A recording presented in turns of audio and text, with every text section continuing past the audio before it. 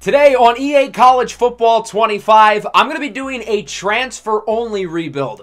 So essentially, we cannot recruit high school prospects. We can only go after players in the transfer portal, and we're going to see if it's possible to build up a good team. So I didn't want to use a really good school because I want there to be a little bit of a challenge, but I wanted to pick a school that I think has the resources to where transfers are going to want to go there. So I went through the 3-star schools to try to figure out who would be a good choice, and I landed on UCF. They do really well in the sim of this game, and I think it's going to be easier to recruit out of Florida than some of the other locations here. So with that, I'd like to introduce you to the new head coach, Sir Portalman LaTransfer III. He is the new head coach of the UCF Knights. And how we're going to format things here is we're going to go through 5 seasons today. We're not going to recruit during the year. Then in the offseason, we're going to go after the transfers. And once the team is made up of only players from the transfer portal, we're going to see if the team can do any good. See all of these cool high school prospects? There's some solid players in here. Top 100 prospects who want to play for our program. And we are going after none of them. We're going to simulate to the end of the regular season. The team ended up going 6-6 as Ohio State beats Notre Dame in the national championship.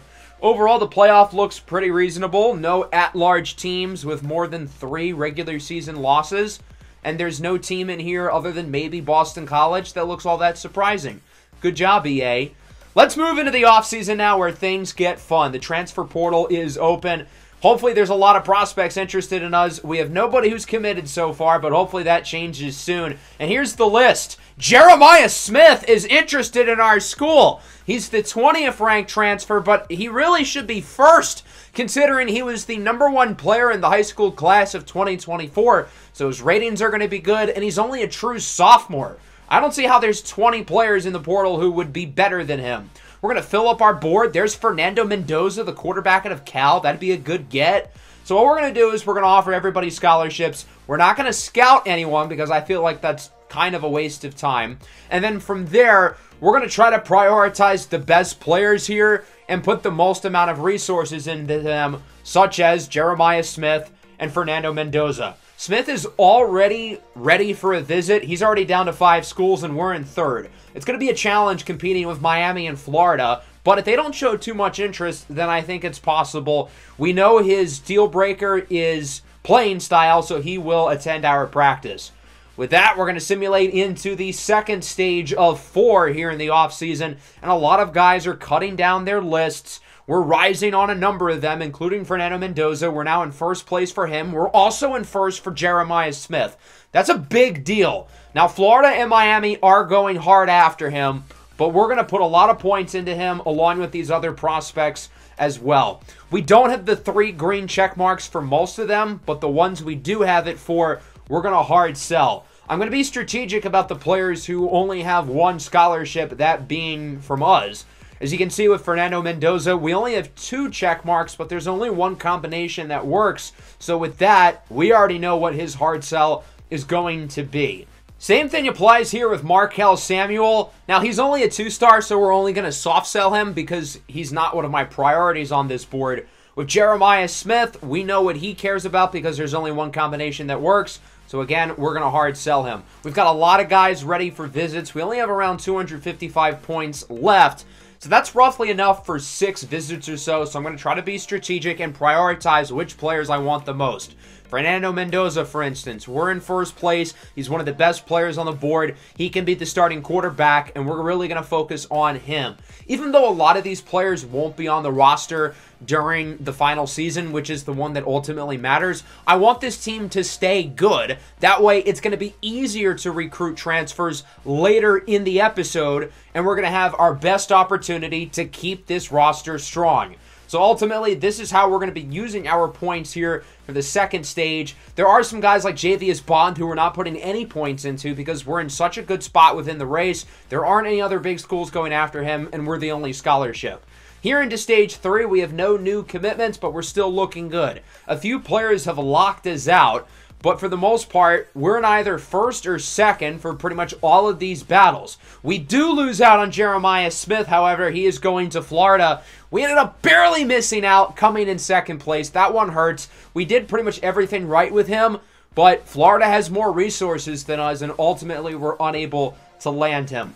Pretty much everybody, or at least most of the prospects that we've put a lot of time and effort into, have their 3 green check marks, so we're able to sell them now, as this is how we're going to use our points here for the 3rd stage of the offseason. And I think we're finally going to get some commitments. Fernando Mendoza, for instance, likely will be committing to the program here coming into this week. So here we go. Running back, Javen Simpkins. Offensive tackle, Jordan Davis. And quarterback, Fernando Mendoza, have all committed. We are either in first or second for pretty much all of these battles remaining. So even though we only have 3 players committed, we're not in a bad spot. Now, we do lose a number of players to other schools, which is unfortunate. But I think we're going to get most of the guys left on the board. So in terms of quantity, it's kind of an average class, around 20 or so players at minimum. I'm hoping we get around 80% of these guys, and we'll see if we get lucky. So the commitments are going to be rolling in. I am expecting to see a lot of guys here. And ultimately, we ended up with around 10 players during this stage. We lost out on quite a few. And there were a couple battles that I feel like I should have gone harder on. Javius Bond, for instance, Kennesaw State swooped in out of nowhere to flip him away from us. So this is going to be our group of commitments. We end up with 13 prospects, the 76th ranked class in the country, which honestly, not that bad, all things considered. We didn't start recruiting until the offseason, yet we finished roughly towards the middle. That's pretty good. It sucks we lost out on some of the big names like Jeremiah Smith, but overall, not a bad group. That brings us into the 2nd season of the rebuild. Again, we're not touching recruiting in the regular season, as the team only goes 5-7, and Kansas State wins the national title. They defeat Alabama 28-6. I don't know how I feel about that. So the Wildcats take home the championship, and interestingly here, we have a lot of transfers, including Fernando Mendoza. So it looks like we maybe shouldn't have put all that emphasis into him because he's leaving after 1 year and is hopping right back into the portal. I was able to convince a few guys to stay, as that brings us to another offseason. Oregon State only has 2 commitments. That's 2 more than us. But we do have some players who are interested, including Dante Balfour, the 5th ranked player in the portal. Melvin Jordan, the 4th, is the 13th ranked, but there's only 13 players interested.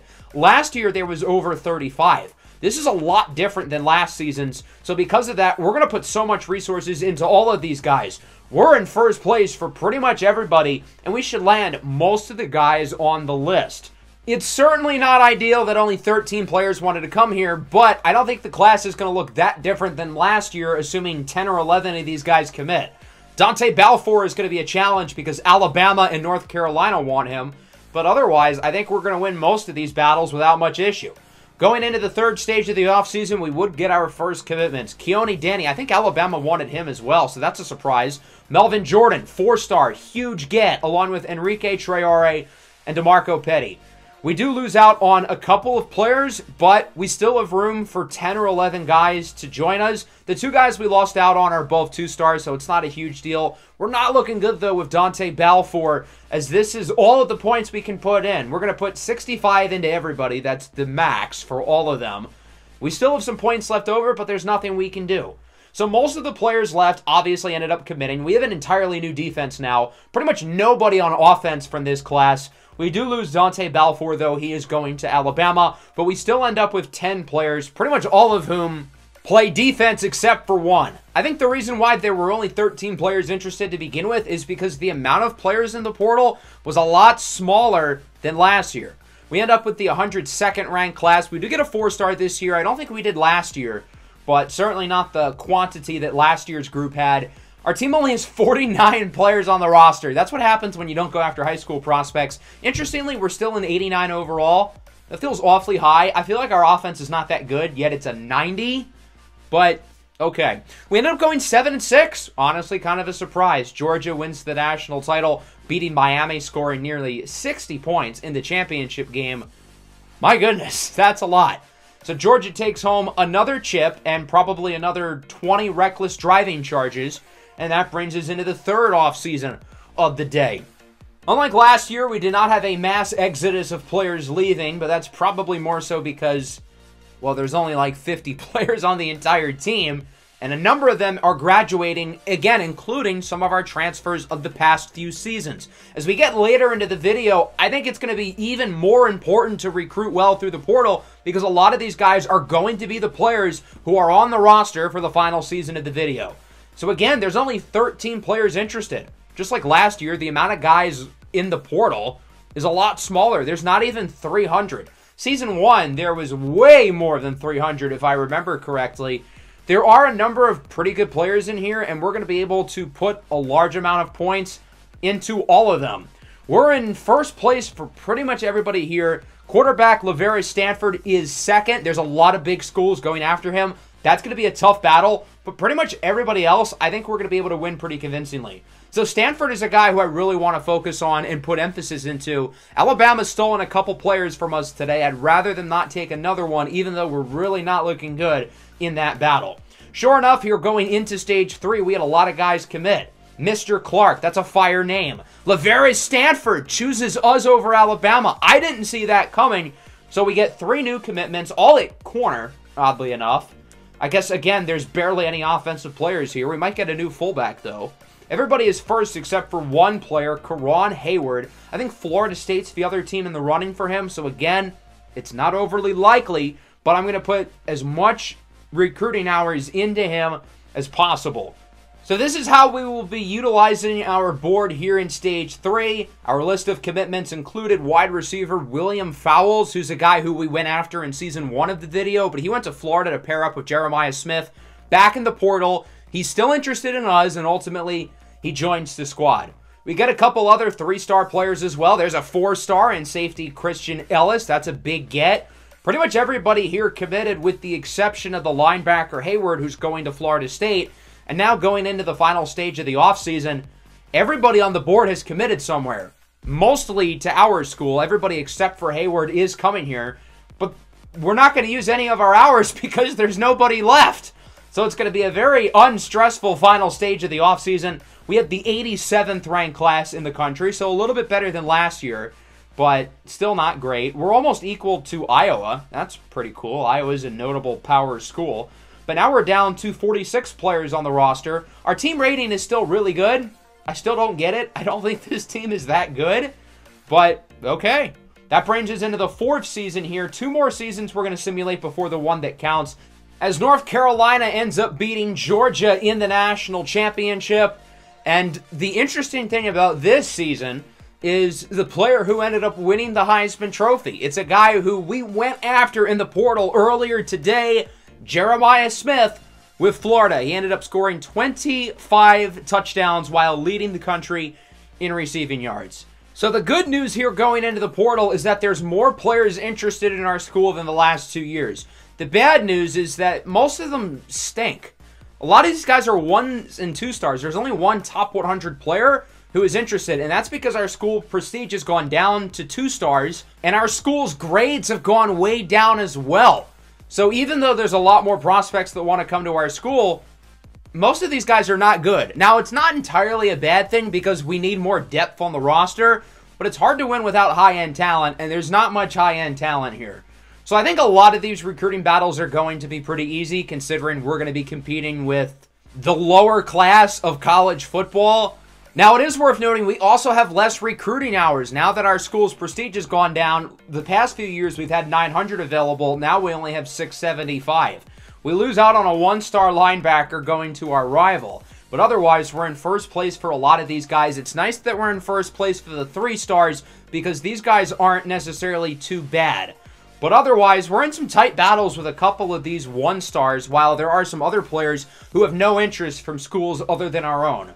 We get a couple of commitments. Tony Drugsma was the highest-ranked player on the board. He's the only guy within the top 100. Wide receiver J.J. Harrell's a pretty good get. We would also lose out on a number of players as well. One of the 3 stars ended up going to a different school, linebacker Josh Andrus. I was fully expecting to land him, but Florida swooped in late to blindside us. There are still a couple players left. We're in first place for most of them, but we're going to use pretty much all of our points here, and we will get a lot of guys to commit during this last stage. The problem is most of them are not good. TJ Mechie, the quarterback, is a big get, though, because, well, we need a quarterback, obviously, so there's a good chance he ends up being the starter for the season that matters. Pretty much everybody here committed except for a couple low-ranked defensive linemen.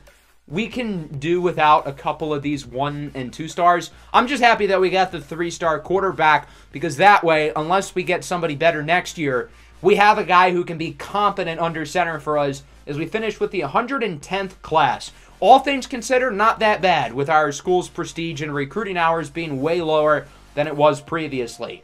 We now only have 42 players on the roster and our team's rating has finally taken a hit. We're now at 85. As that brings us into the final season we're going to simulate it today, and we went 7-6. We might be able to bring our prestige back up as Georgia beats North Carolina in a national championship rematch from last year. Georgia's made it 3 years in a row. That'll bring us into the offseason, and to my surprise, the #1 player in the portal and the #5 player are both interested. We are back to a 3-star prestige. We once again have 900 recruiting hours, and we once again have interest from prospects. 16 guys are on the board, including, again, the best player here, Jamie Abel, a wide receiver, and the 5th best player, Kevin Bermudez, a corner. We are going to put as many points as we can into both of these guys.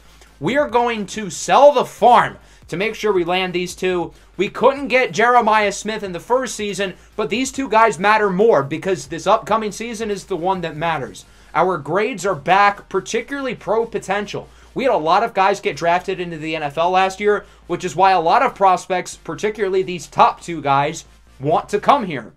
So this is ultimately how we're going to use our points. This year there's a lot of offensive players, particularly quarterbacks, which is good. So as you can see, Kevin Bermudez is down to his top 3. We're in first. Jamie Abel is close to his top 3. We're in first as well. Vince Whitehead is a 3-star quarterback. He's only a sophomore, and there's a lot of good schools going after him, so he's going to be a tough battle. Upperclassman quarterback Dion Balkison is one of my top targets. I think he has a chance to be the starter next year if we land him, as this is how we're going to use our points for Stage 2. And going into the 3rd stage, we will get a number of commitments, including some of the top players on the board. Jamie Abel commits. He hadn't narrowed his list down to 3, so I was a little bit surprised by that. Kevin Bermudez also commits. So the 2 4-stars are here, and we also get a running back with Costanzo. That's a good get. We need more running backs. We do lose out on some of the quarterbacks, Alex Kennedy and Vince Whitehead, but I'm not too worried about it because both of them were younger quarterbacks. I'd rather one of the older ones, such as Balkinson, because he's probably going to be better. It's a close race between us and Florida State. We're pretty much even, so it's going to be like 50-50. Florida State has more resources than us, but we are in first. So I'm praying that we're able to land the quarterback. Here is our commitment going into the final stage. We get a lot of running backs. We get a lot of quarterbacks, but unfortunately, we did not get the guy we wanted.